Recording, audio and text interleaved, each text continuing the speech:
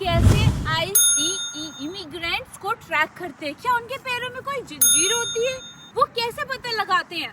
कैसे वो आपके मोबाइल ट्रैक करते हैं? कैसे वो आपके वर्क प्लेस का पता लगाते हैं? कैसे वो आपके बैंक ट्रांजेक्शन तक के रिकॉर्ड कर लेते हैं? और कैसे पता लगाते हैं कि आप कहाँ पर? इमिग्रेशन कस्टम इन्फोर्समेंट ये एक ऐसी संस्था है जो गैर कानूनी लोगों को पकड़ती है, उनका पता लगाती है और उन्हें वापस भेजने में उनका बहुत बड़ा हाथ होता है। Welcome to my channel. आज मैं इन सारे क्वेश्चन का आपको आंसर दूंगी इस वीडियो के अंदर।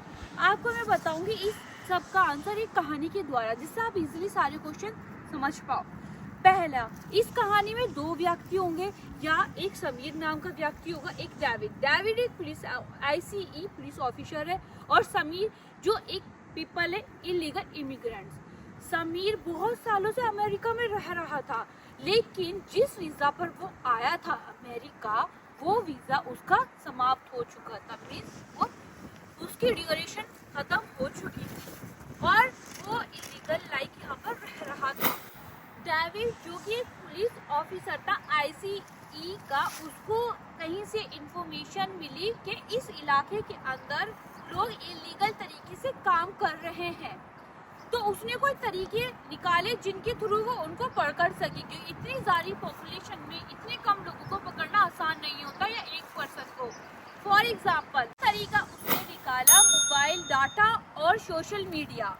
फॉर एग्जाम्पल उनको क्या होता है, जो लाइक यहाँ के आईसीई ऑफिसर होते हैं, वो आपका सोशल अकाउंट और डाटाबेस भी चेक कर सकते हैं, उनको इतनी अथॉरिटी होती है।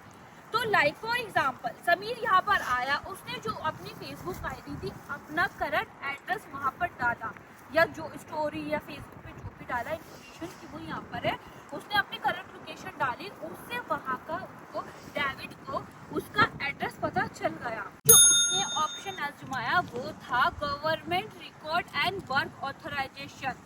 उसने समीर के नाम के अकाउंट चेक किए, उनमें ट्रांजेक्शन चेक की, एंड देन उसके बाद एक्चुअली यहाँ पे क्या होता है, यहाँ पर आप बिना डॉक्यूमेंट्स के आप काम नहीं कर सकते कहीं पर भी, तो वहाँ पर वर्क प्लेस रेट पड़ती है।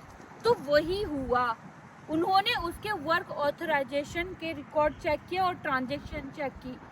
समीर जो कि एक रेस्टोरेंट में काम करता था, उसके ऑनर ने इत्तेफाक से बाय मिस्टेक या जो भी हुआ, किसी गवर्नमेंट पेपर में समीर और अपने सारे एम्प्लॉय की डिटेल लिखकर सेंड करती, जिससे आईसीई को उनके रिकॉर्ड के बारे में पता चला। थर्ड तरीका है मोबाइल ट्रैकिंग और कैमरा। समीर ने अभी नई लोकेशन में शिफ्ट किया था और वो वहाँ पर किसी काम से जा रहा था, जिससे कि वो वहाँ के पब्लिक कैमरे की नज़र में आ गया था, और जिसकी तरह से उसकी नई लोकेशन का और नई ठिकाने का पता चला।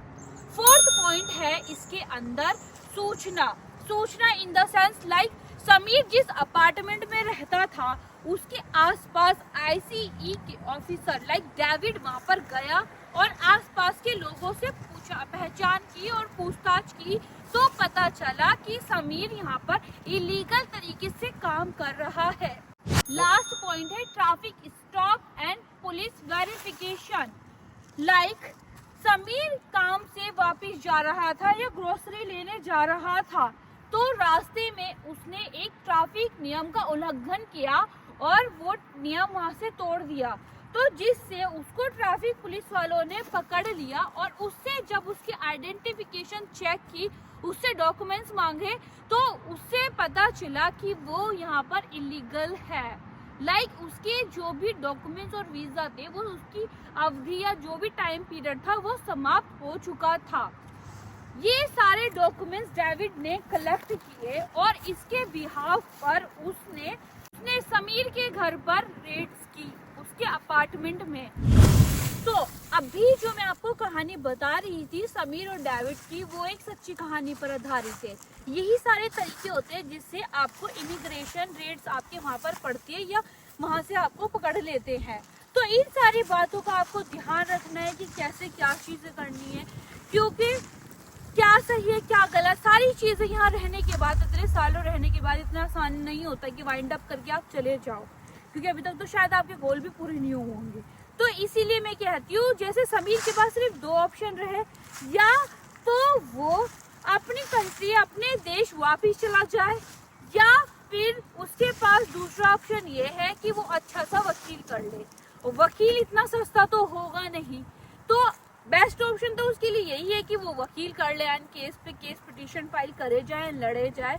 लेकिन फिर इससे आपको क्या सबक मिलता है कि किस तरीके से रहना और क्या चीज़ें। इसके अलावा और भी काफ़ी सारे तरीके होते हैं, क्योंकि यहाँ पे टेक्नोलॉजी बहुत ज़्यादा एडवांस है, तो यहाँ पे इजी हो जाता है।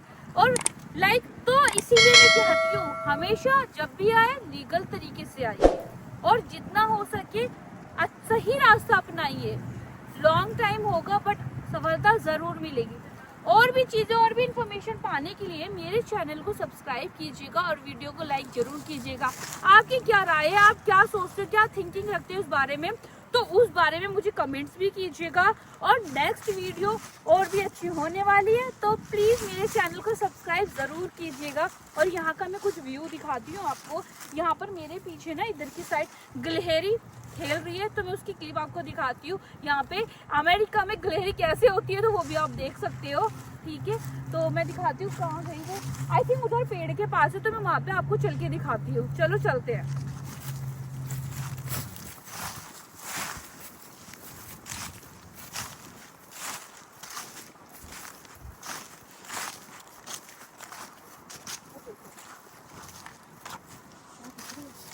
और यहाँ की गिलहरी पता है कैसी होती, आप उसके पास जाओगे ना वो दूर ही नहीं भागती, डरती नहीं है मतलब। और काफ़ी बड़ी होती है, इंडिया में थोड़ी स्मॉल होती है और यहाँ पे थोड़ी बड़ी होती है। कलर भी थोड़ा डिफरेंस होता है इसका, बट सीरियसली बहुत ज़्यादा क्यूट लगती है। तो देखो, और खाना खा रही है वो। अभी ना ये 4-5 गिलहरियाँ यहाँ पे खेल रही थी, बहुत ज़्यादा क्यूट लग रही थी, बहुत सुंदर लग रही थी। और फिर अब ये अकेली बची है, ये ज़्यादा दूर नहीं है मेरे से, 4 कदम ही दूर है, बट मैं ज़्यादा सोच रही हूँ उसके पास ना जाऊँ। काफ़ी बार होता है मेरे को ही इससे डर लग जाता है, तो उसको क्या लगेगा। तो कितनी खूबसूरत है ना, पूरी खेल रही है। और यहाँ पे ना अभी तो मौसम अच्छा हो रहा है, अभी इतनी ज़्यादा ठंडी नहीं रही है, पहले तो बहुत ज़्यादा ठंड हो रही थी, तो फिर वो चीज़ें हो जाती है। ठंड में ना बहुत ज़्यादा कुल्फी, यहाँ बहुत भयंकर सर्दी पड़ती है, तो वो भी देखना होता है आपको। ये सारा प्रोसीजर यहाँ पर रेड्स का होता है, इसी को रेड्स कहते हैं, जो आजकल आपने न्यूज़ में सुन रहे होंगे, हर जगह की आईसीई की रेड्स पड़ रही हैं और लोगों को डिपोटेशन कर रहे हैं। तो फर्स्ट प्रोसीजर यही होता है, और बाकी और भी चीज़ें तो इसलिए प्लीज़ सेफ़ रहिएगा। जो भी है मैंने आपको फुल तरीका आपको बता दिया है कि क्या होता है, और जो मैंने आषाढ़ी में क्वेश्चन बोले थे उनके आंसर भी मैंने आपको दे दिए हैं। सो प्लीज़ मेरे चैनल को सब्सक्राइब ज़रूर कीजिएगा। Thank you.